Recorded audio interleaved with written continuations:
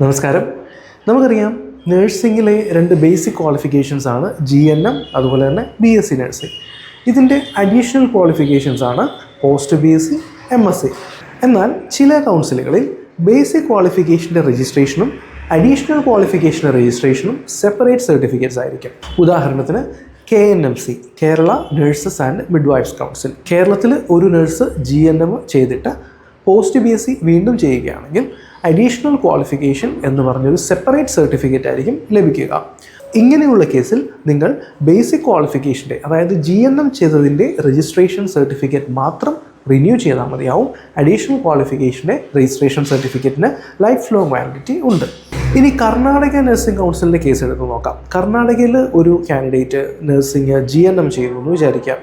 ആ കാൻഡിഡേറ്റ് വീണ്ടും post BSc ചെയ്താൽ GNMൻ്റെ രജിസ്ട്രേഷൻ സർട്ടിഫിക്കറ്റിൽ തന്നെയായിരിക്കും ഈ പോസ്റ്റ് BScയുടെ അഡീഷണൽ ക്വാളിഫിക്കേഷനും കൂടി ആഡ് ആയിട്ട് വരുന്നത്. ഇതുപോലെ തന്നെയാണ് BScയുടെയും MScയുടെയും കേസ്.